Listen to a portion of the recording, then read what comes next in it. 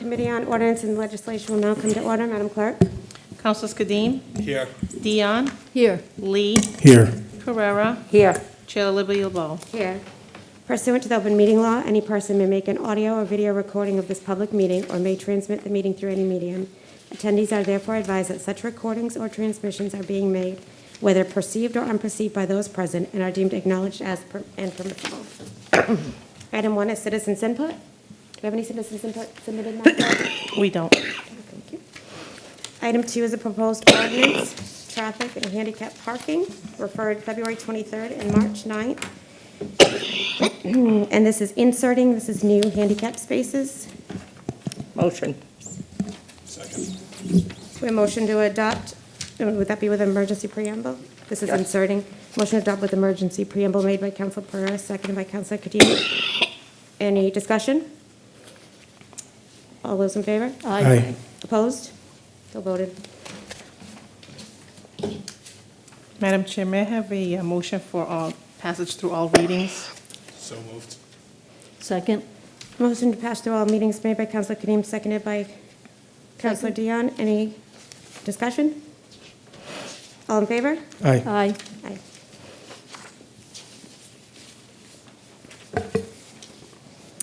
Item number 3 is amending traffic. This was sent to us on February 9th, February 23rd, and March 9th. Motion to adopt. We're inserting 2-hour parking. Second. On Pleasant Street, Section 1, and Section 2, we're striking out handicap parking spaces. Motion to adopt made by Councilor Kadim, seconded by Councilor Lee. Any discussion? All those in favor? Aye. Opposed? So voted. Item 4 is the proposed ordinance for the Abutters Lot Program, referred February 9th. This is actually referred quite a while before that. However, it went to Corporation Council and then had to go back through the council to get back to this committee. And I know that Attorney Thomas has done some work on this.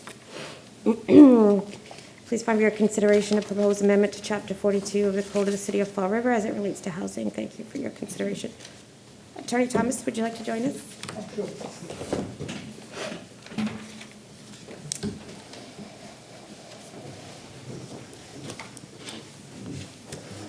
And I believe it's not in here, but Councilor Dion, you are the author of the original resolution, correct? Correct.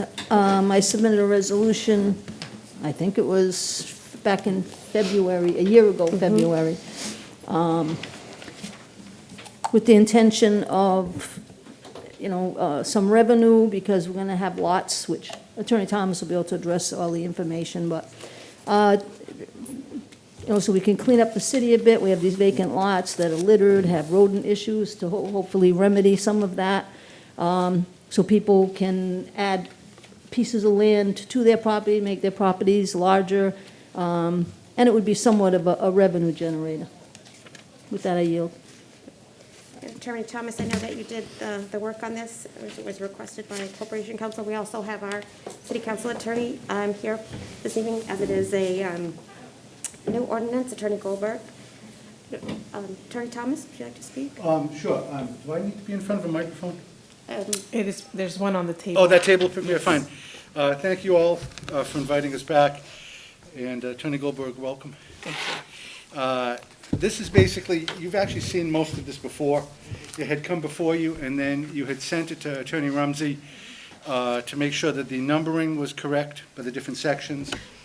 And the only thing that's been added from that time, really, is the section which is Division 2, which deals with non-buildable municipal property. This originally was just for tax possessions, but the idea from listening to your discussion was that there are a number of municipal parcels that are non-buildable, and you also wanted to have the option, not the requirement, but the option to use the Abutters Lots program to dispose of them. So if you do make that determination that there's any non-buildable municipal property, non-buildable is defined as being less than the minimum square footage required to be considered a buildable lot, and is located adjacent to privately owned property on one side.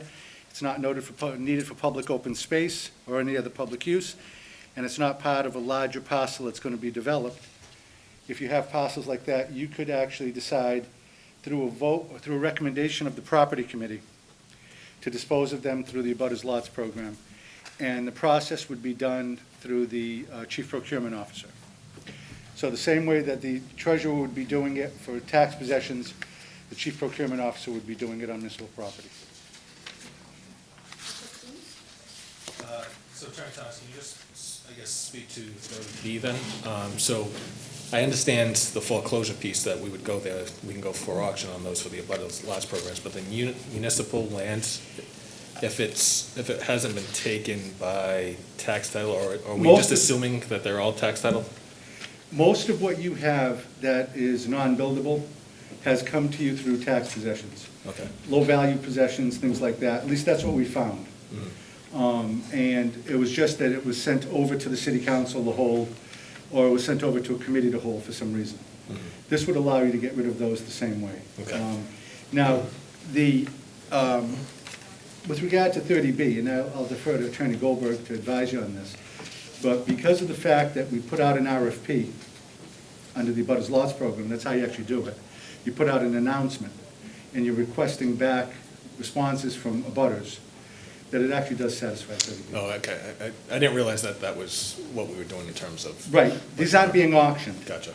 Okay, what's happening here is, even with the tax possession of abutters lots, there's actually an announcement, which is really in the course of an RFP, Yeah. that if you satisfy these requirements and you're interested in this abutters lots, you can respond. You would do the same thing with regard to the municipal property. So do we have language in here, or how would we handle if you've got two abutters that are looking to purchase? Is it just the highest bid? Is that Well, what- actually, what's going to happen is the treasurer's office is adopting, as part of the custodian, is adopting a checkoff sheet. So basically, the way it typically works, once you would do this, once it typically works is, you go down, if there's two abutters that want the parcel, the initial thing is to try to get the two abutters to agree to buy it together, and they would subdivide it privately, and you do a Form A, an A&R, and each get their half. That's the ideal situation. If that doesn't work, then there's then a weighted situation. If one parcel has no off-street parking, they get a point. If one parcel has no yards, they get a point. If one person's been taking care of the property, they get half a point, and so on and so forth. Okay. And so you use that as a weighting situation, so that price doesn't really become an issue. The price is based on the assessed value per square foot, for the most part. Okay. So the idea isn't as a price, it's needed for the parcels nearby. Because one of the purposes of this is to increase off-street parking, increase open space in the neighborhoods. For example, in New Bedford over the years, these parcels have been used for gardens, for side yards, for driveways. So it's to increase those, to help with some off-street parking, especially in the wintertime, things like that. I yield. Attorney Thomas, does that point rating system already exist in the assessor's office? The one, it's not in the assessor's office, it's in the custodian's That's right. office. And actually, the one that we've got in there ready to go is the one that I had originally crafted for New Bedford. So we can forward that to you so you can see it. Okay. And that- Then does it need to be adopted as a part of this? No, it's done as a guideline, rather than make it part of the ordinance. The way that most places do it is they leave it be a guideline so that it can be adjusted based on situations. Typically, it's under the tax possession custodian that does it, but the council could adopt it as a guideline through the real estate committee. Okay. All right, thank you. Council Pereira? The question that I have is, if it is a parcel of property between two homes, and the person across the street wants to buy it for a garden, and those homes have driveways or whatever, who would we then sell it to? Doesn't it have to go out? Well, no, the For abutters bid? next door could buy it. An abutter is And it not would somebody go out across for the bid, street. or what? Well, no, somebody could buy it even though they had off-street parking or a garden. Right. They could make it bigger if they wanted to. But let's say that we have a strip of land in between, could be even an old road or something, that Right. is not a buildable lot, we've got no use, it's been a discontinued street. So I have two neighbors on each side. Technically, they could use half of the road, each one of them, Right. whatever. But let's say the person across the street wanted to put a garden there. That would have to go out through an RFP because Okay. they're not considered an abutter. An abutter has to share a boundary with it, some type of boundary, because the goal is to merge these smaller parcels into bigger parcels, because by merging them into the bigger parcels, It increases the assessed value of the bigger parcels. It does away with the need to send a tax bill on a smaller parcel. So from a financial point of view, you want to be able to merge them. And you can't do that if there's a street in the way. Now, the point you raised about a paper street or something, that does happen. You could do that by discontinuing the paper street, and there's ways to get around that, or to address that situation. But the goal is to minimize the prevalence of small lots, undersized lots. So that's why an abutter would not be somebody across the street. Okay, but if they did, I find it a little confusing because of the fact that whatever lots we've had, that people, I mean, there was a time that when 195 came in. Right. They left us with all these parcels along the side. And if you say to somebody, do you want to buy that strip of land on the side of your yard? I know somebody that's their situation, and they said, why should I buy it? Because if I buy it, I'm going to pay taxes on it. I can use it and not pay taxes. But if the guy across the street wanted to buy it to put a garden there, You could do that through a regular RFP. okay. Thank you, Attorney Thomas. Anything further, Councilor Lee? Just a question again. I believe I'm kind of repeating the same question, but I just wanted to make sure that there's the weighted system that you described. You're copying that from what you did with New Bedford, and you're going to bring it to Fall River. Is it going to be available just for anyone to see, or is it only when somebody wants to? The idea is, once you adopt this as an ordinance, the custodian of tax possessions then would put out, and I would assume it would be on the city's website, Okay, how the process works, what the weighting system is. It's a very transparent process. good, okay. And of course, the idea is to try to encourage the neighbors to work together, buy the property together, and then split it. That's always the goal, because that's the best way to deal with it. However, in situations it doesn't work, you go through the weighting system. No. Also, it doesn't apply to commercial property. Okay, that's actually good to know.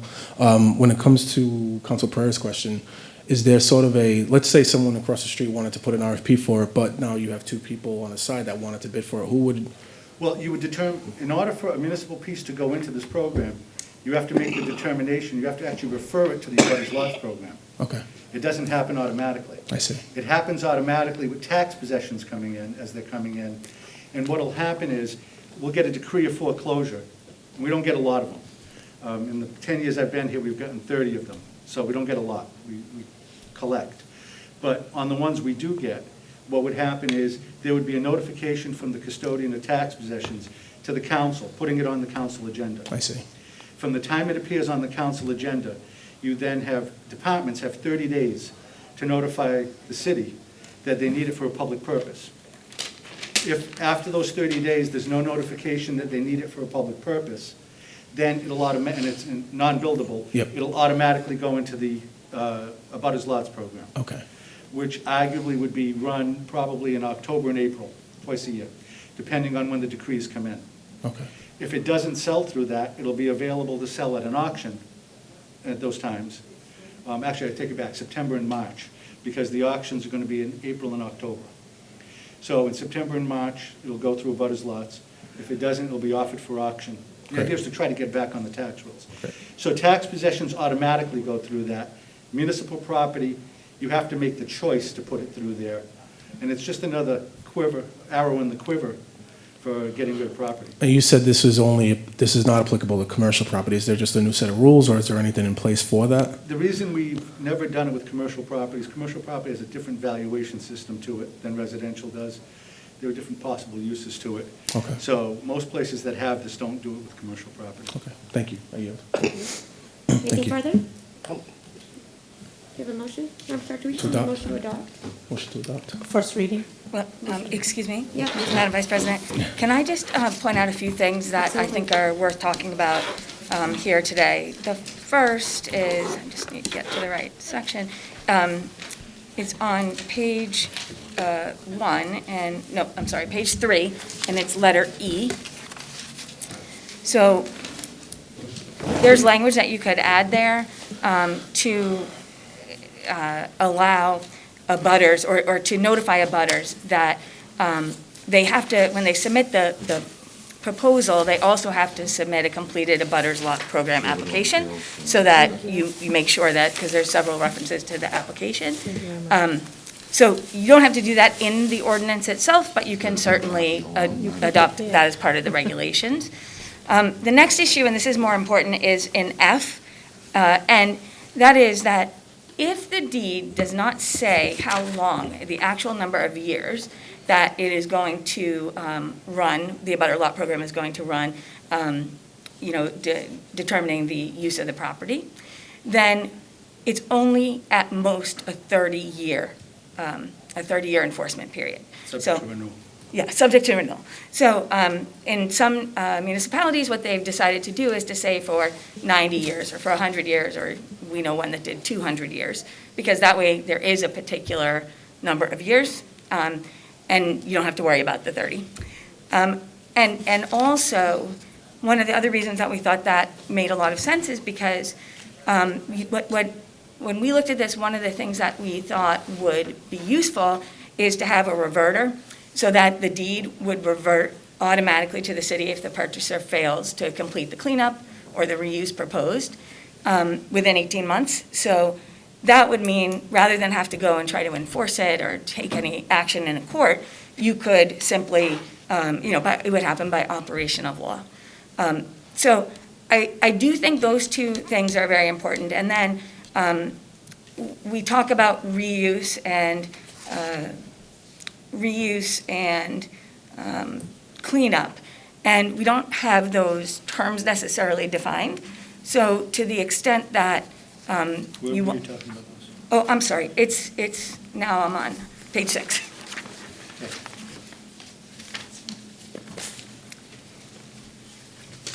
So again, we have the 200 years, and then now we're talking about the cleanup and reuse of the property. So it doesn't say who gets to decide, and it doesn't define what cleanup and reuse of the property mean. So at least we think to add something like to the satisfaction of the chief procurement officer or the tax possessions officer. See, that's a valid point, but I had left that ambiguous on purpose because I figured it was going to either be minimum housing, it was going to be the building inspector. I didn't want to identify any one person to make you jump through a hoop, but it's a valid point. You can do that if you want. Well, I think that could also get dealt with in regulations, so that if there was a better plan at one time versus another, but that's something else. Sorry, And Attorney then- Goldberg, on page, Yes. you said page 6, which section? Sorry, and page 6, E,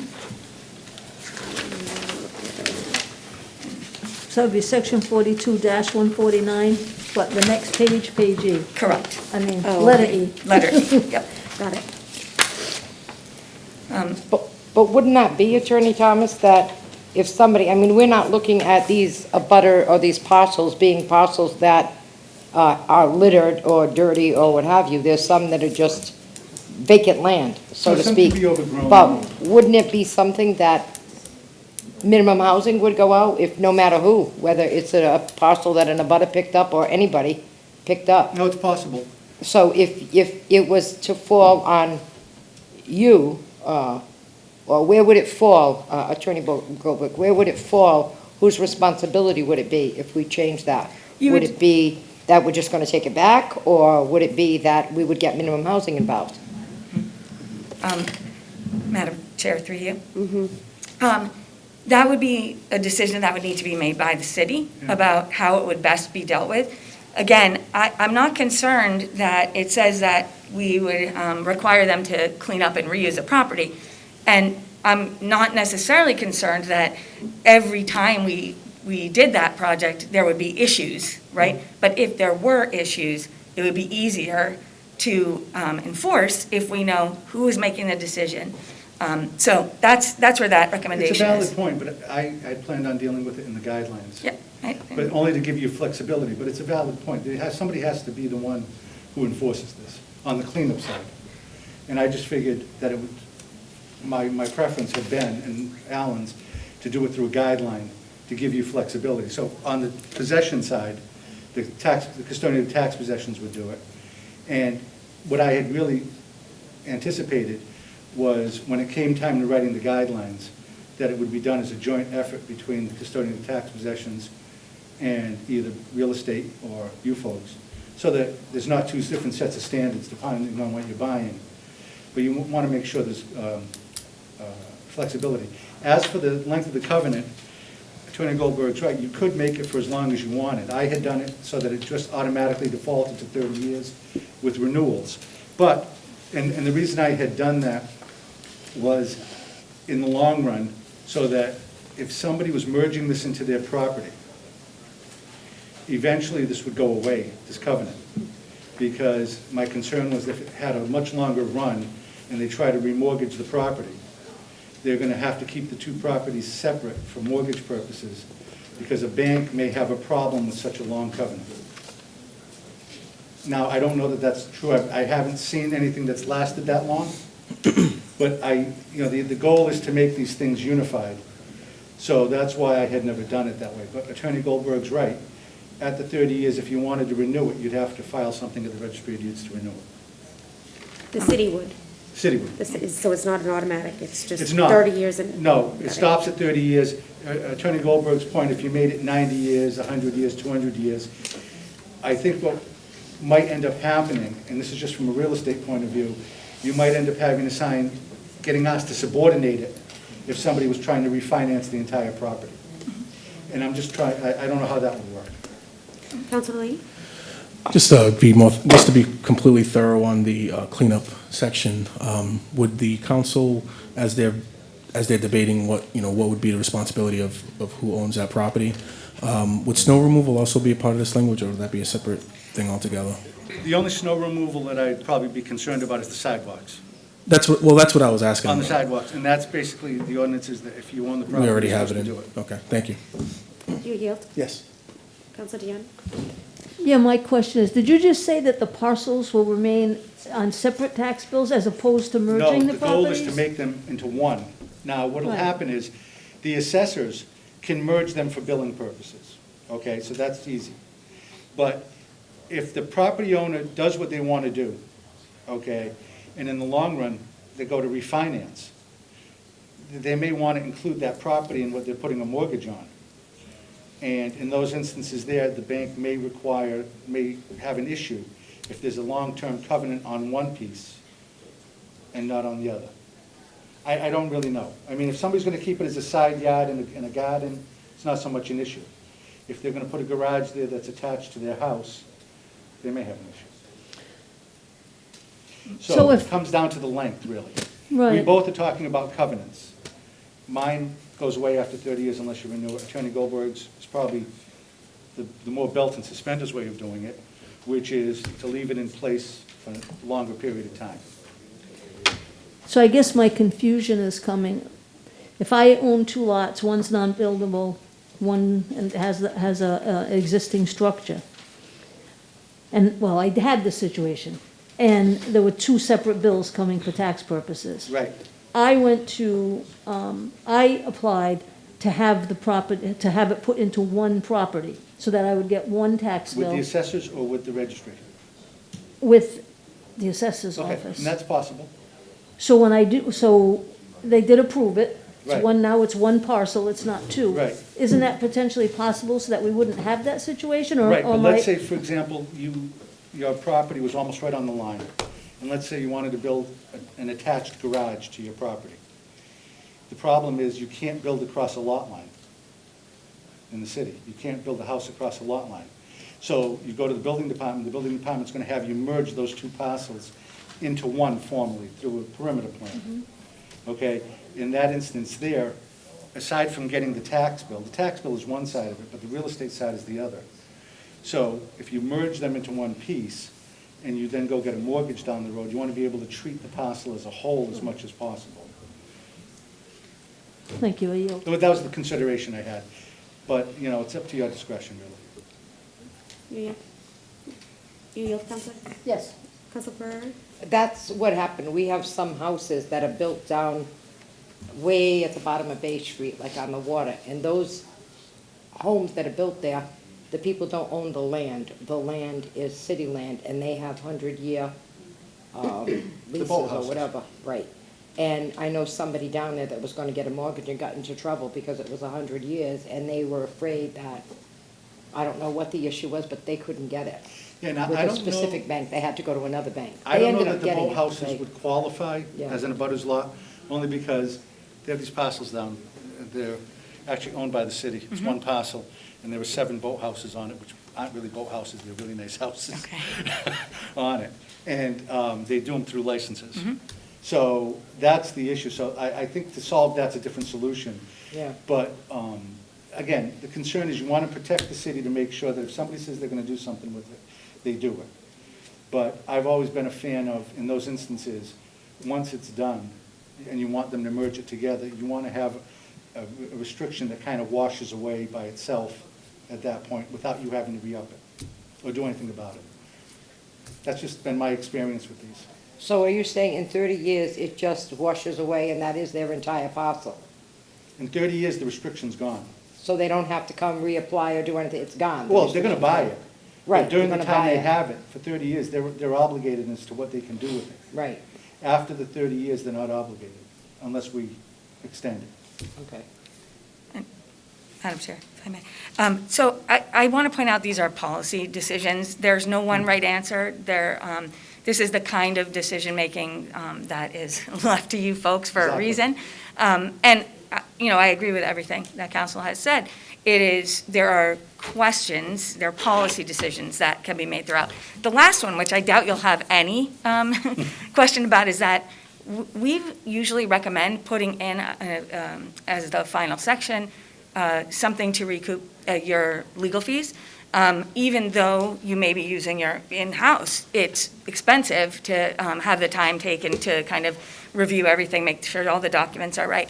So we could add at the end something like an abutter that takes title under the affordable lot program.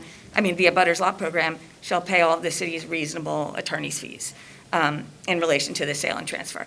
So you can do that. You're not required to, again, not mandatory. Sure. If you wanted to do that, though, I would recommend that you do it in the ordinance rather than in the regulations, because someone could argue, well, you had the ability to implement, but no one said you could charge a fee. So that's really the last thing. So from my perspective, there are some things to deal with in the regulations, this reuse, cleanup and reuse language, just to know what it means, to have it clear who's making the decision, that someone's satisfied with it, and then to decide about the 200 years or 100 years or 30 years or 50 years. That's completely up to you guys. If you do the 30-year, though, I'll just point out that when the process is created, you want to have a 30-year tickler, so several months before the end of the 30 years to decide, so that you have time to do it.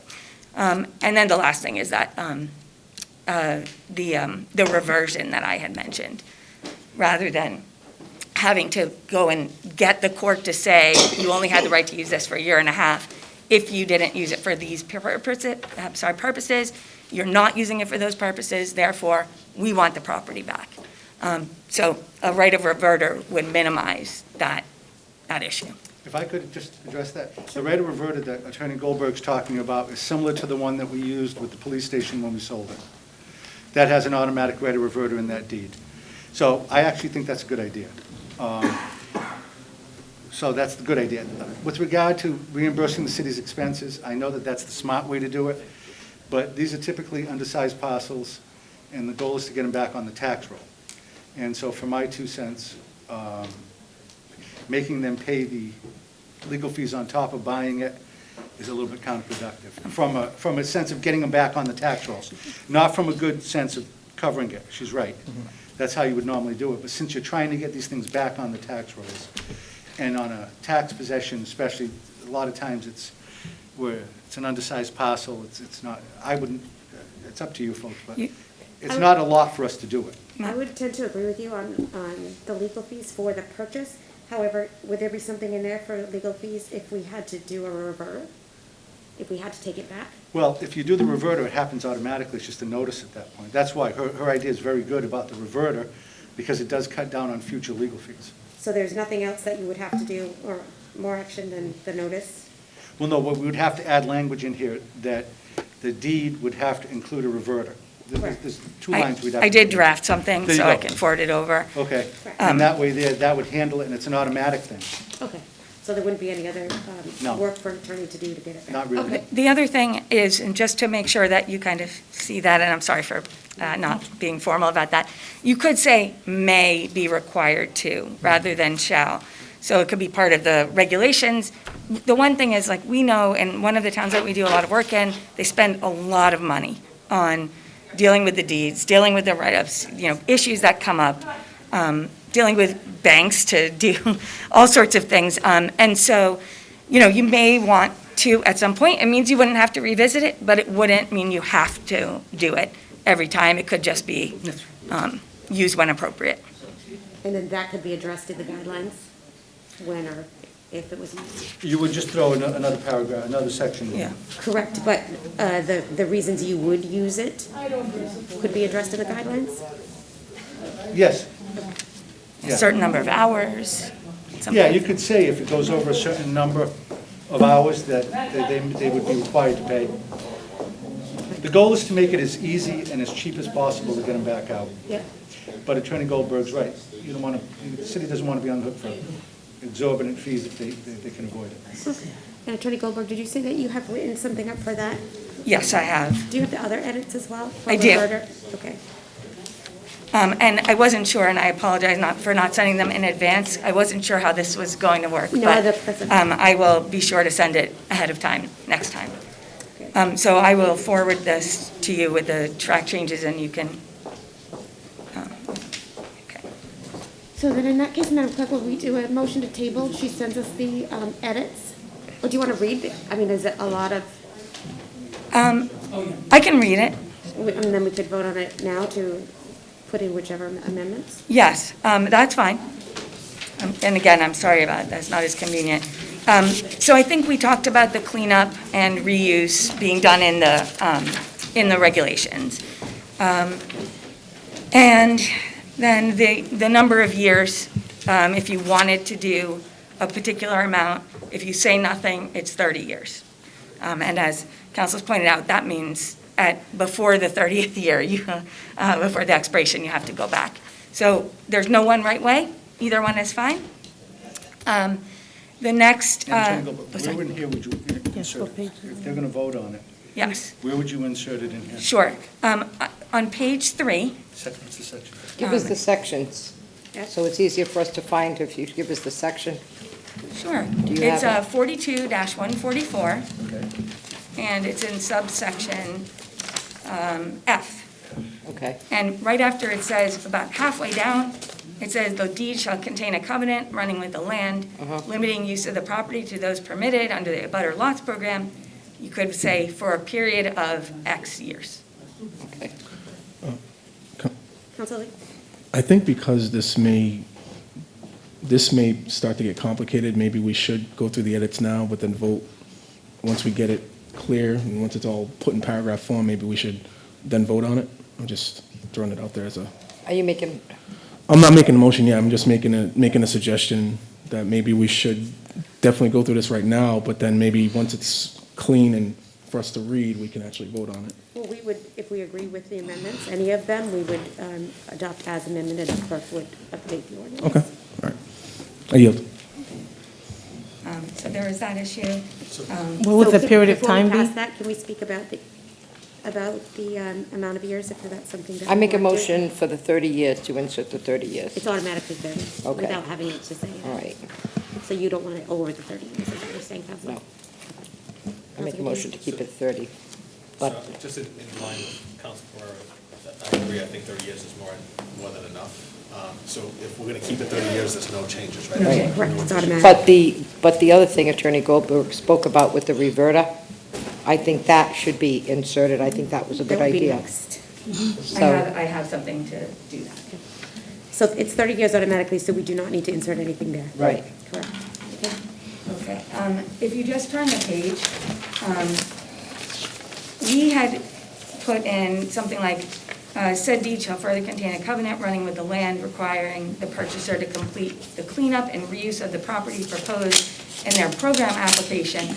And we had suggested it at least identified, so to the satisfaction of the custodian of tax possessions, and then how that's defined and how it works could be addressed. Okay, come on, the section you want. Oh, sorry. It's the same section, but it's just further down. It's still in F. Still enough. Okay, so 1, 2, 3, 4, 5, 6, 7, 8, 9 lines up from the bottom is where the covenant language is. Are you saying right after that? So right in the same sentence that says, "The city shall have the option in the deed Okay, so pursuant." three lines up from the Yep. bottom. Okay. Oh, I'm sorry, that's the Okay, other. The one that I was referring to first was with the number of years. We did that. Then there was the tax possessions, satisfaction of the custodian of tax possessions. So that was the sentence that started, "Said deed shall further contain a covenant." That's 9 lines up. Okay, and mine is different, so I apologize. That's okay. At the end of that sentence, after you see a butters lot program application, we had suggested considering "to the satisfaction of the custodian of tax possessions." So instead of within 1 year of the date of transfer? That will still be there, but we're just going to insert "to the satisfaction of the custodian of tax possessions," Make a motion. right before within 1 year. Second. Second. Madam Clerk, did you get that amendment? Yes, so inserting after a butters lot program application to the satisfaction of the custodian of tax possessions within 1 year of the That was it. transfer. Yeah. And that's already, the language is already in there. Okay. Okay, at the end Do we of have, this. I'm sorry, Madam Clerk, do you need us to adopt each amendment? No, you can do it at the end, to adopt all, to amend the ordinance with the listed amendments, or the proposed amendments. Okay. Keep going. At the end of that paragraph, so the end of paragraph F, we would add, "The deed shall provide that the property will automatically revert to the city if the purchaser fails to complete the cleanup or reuse proposed in their abutters lot program application within 18 months of the deed transfer." So it's very direct. It's saying they have 18 months, and if they don't, then the property comes back to the city. Okay, and that's the last sentence Yeah. in paragraph F. Correct. Could you read it one more time for Madam Yes. Clerk? The deed shall provide that the property will automatically revert to the city if the purchaser fails to complete the cleanup or reuse proposed in their abutters lot program application within 18 months of the deed transfer. Council Pereira?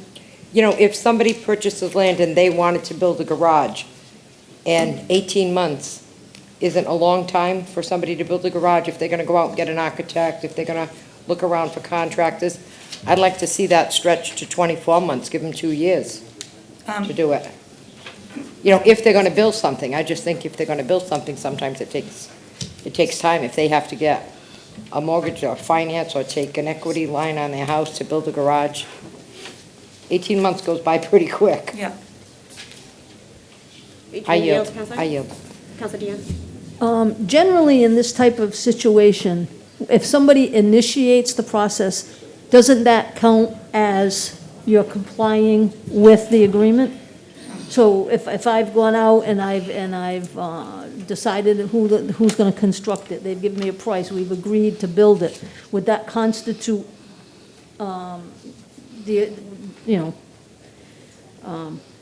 holding up my end of the bargain, so to speak? If I may. So I think that's something that you have to address in the regulations, but this language, the 18 months, comes from what's right above it. It said 1 year time period may be extended for an additional 6 months, provided the purchaser has applied for any and all permits. So it doesn't negate that. It could say, instead of saying, said 1 year period could be extended for an additional 6 months, it could say for 2 additional 6-month periods or something like that, and we would change the number of months in the last sentence. So we'd have to change it in both places. So it's already, I'm sorry. We already have an 18-month requirement. And, you know, if I may, I understand Council Pereira's concern, but 18 months is really not too long to do a garage. And that's what they're going to be putting on here. The issue is cleanup, really. And they'll clean you, how long do you want to give them to clean it up? No, I mean, I think 18 months is good to clean it up. Yeah, and I think in the guidelines, we could do something that could address this. But I think Attorney Goldberg's right, we should do, I think it's good language. I think it's good language, too. Yeah, I think it's good language to add it in. So, I'm sorry, do you yield, Counselor? Yeah, I am. So in here, it's actually a one-year time period, and this was just for the cleanup, and then it can be extended for the 6 months. Have they applied for all the permits? And I think, quite honestly, and that could be in the guidelines, because Counselor Pereira is right, if they do run into, someone, is it just for the cleanup, or is it also for the build? If they were gonna build something? So what it says is that undertaking the work is compliance with that paragraph for purposes of this ordinance. So So applying for the permits is acceptable as undertaking the work? Doesn't have it to said be that in completed the prior to- beginning of the Okay. paragraph, yeah. Okay. And then the one question, and I would ask council's reaction, is also to that last sentence before the sentence we just added, the city shall have the option in deed pursuant to the preceding covenants to take the property back.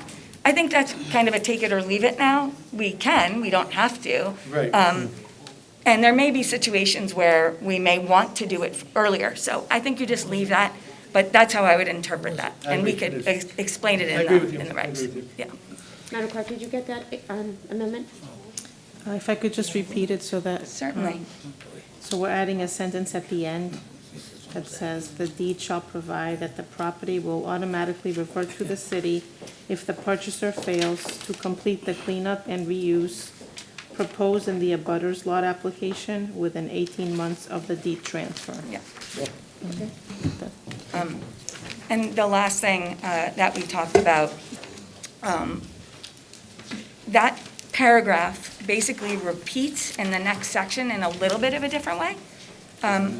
Section 42-148. And so we would make a similar change there. We would add to the satisfaction of the chief procurement officer within 1 year of the date of the transfer. That was the first one we did in that paragraph. And the second was the deed shall provide the property will automatically revert to the city if the purchaser fails to clean up.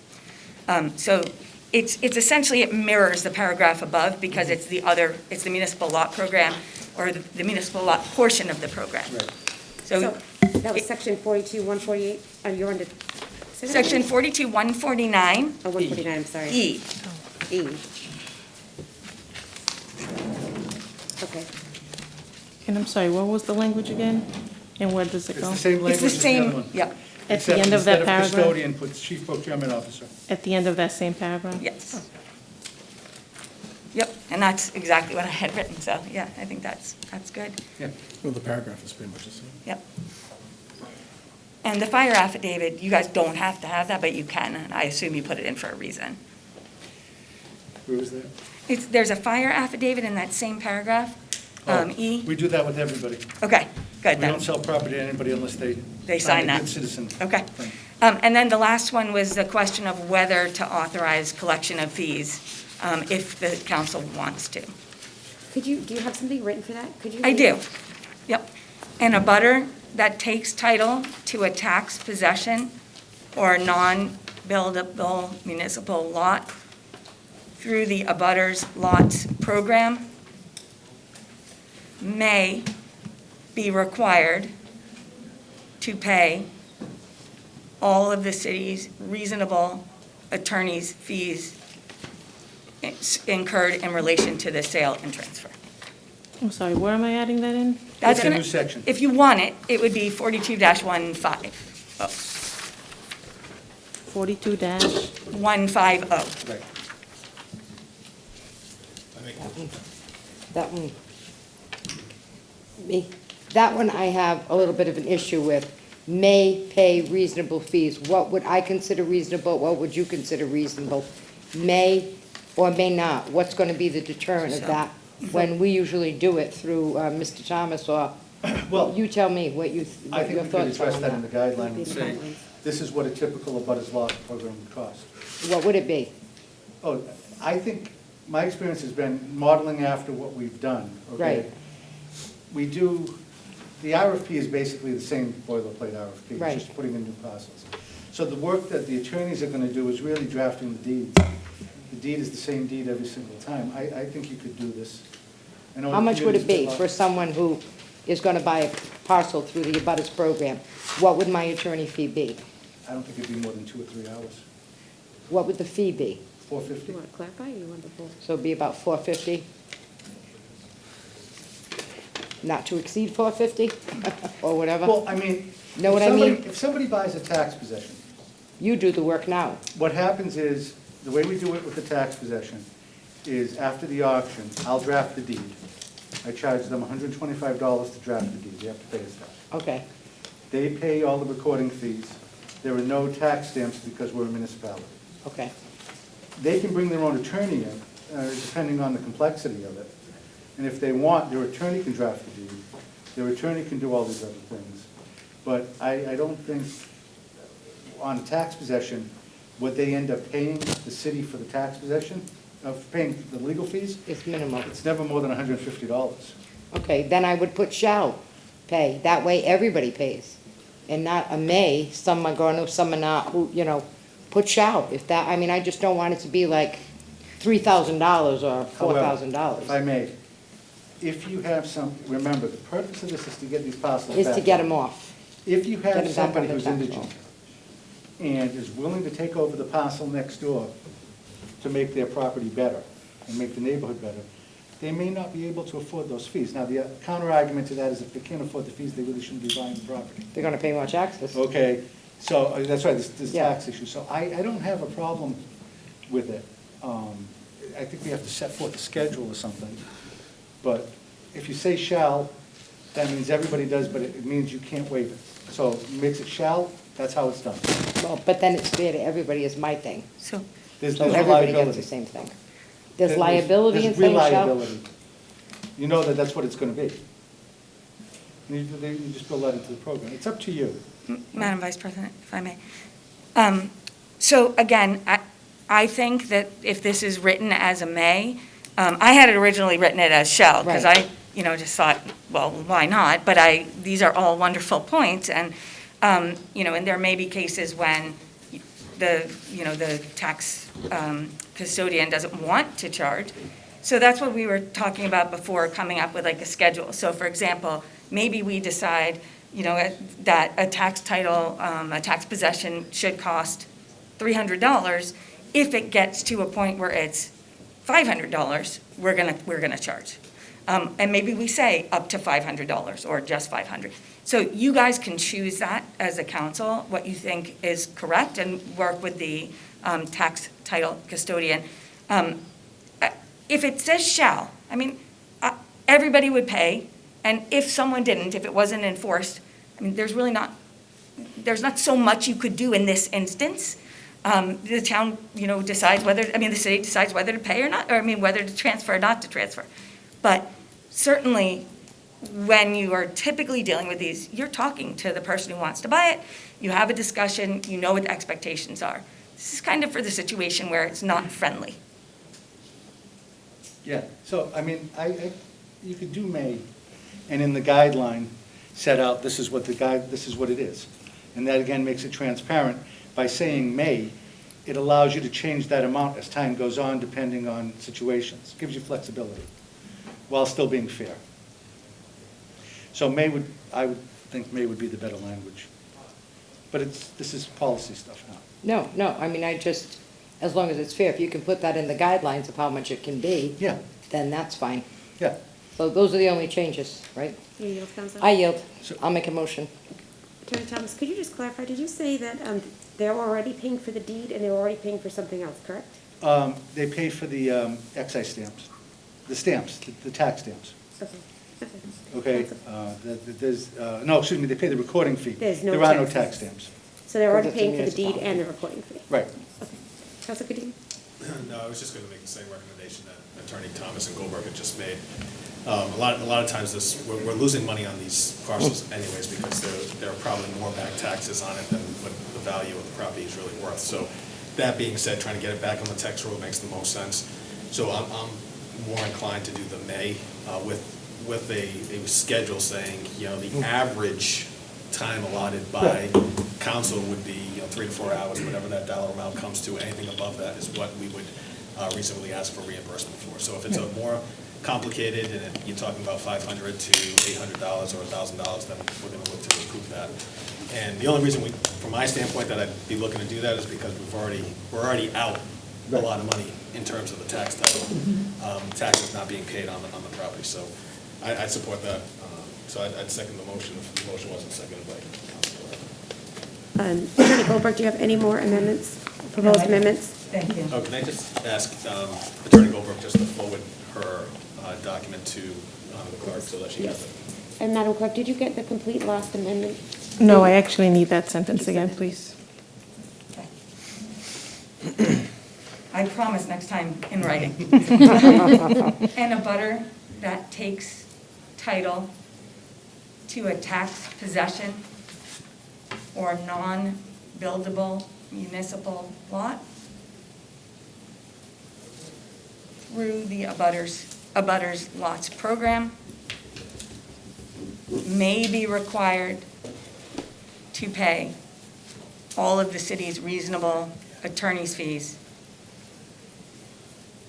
incurred in relation to such sale and transfer.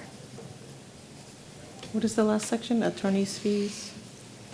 Incurred in relation to such sale and transfer. And that was going to be section 42-150, correct? Yes. Councilor Dion, did you have your hand up as well? It's not relevant anymore. What I was going to suggest was that perhaps we could accomplish the same thing, but get a median amount and change it to an application fee. But I think the discussion went to a better place. Thank you. Did you get that, Madam Clerk? I did, thank you. Okay. Do you have anything further, Attorney Goldberg? I do not. Anything further from the council? Attorney Thomas, I do have a question. The guidelines, you mentioned several times maybe meeting with the real estate committee? Well, real estate is where these non-buildable municipal properties actually reside. So that's why I said meeting with them. Okay. But it would be with whoever you want. I just want to make sure that that, And I mean, now that Attorney Goldberg's on board, I'd send her a copy to look at too and get her input as well. This is something where it doesn't hurt to have a bunch of eyes looking We like Leo, so. I said, we like Leo. He can do it. and Madam Clerk, how do we get that to the real estate committee? It would have Is it to be, something that he'll have to send down a set of guidelines and we'll refer it to real estate? correct. Anything further? So a motion to pass the Motion first to reading? amend first and then pass through first reading as amended. So So two a motion to motions. amend? Councilor Motion Pereira, to- seconded by Councilor Kadim. Yep. Any discussion? All in favor? Aye. Aye. Aye.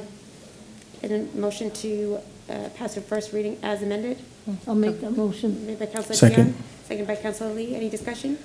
All in favor? Aye. Aye. So voted. Motion to adjourn? Motion adjourned, made by Councilor Kadim, seconded by Councilor Pereira. All in favor? Aye. Thank you.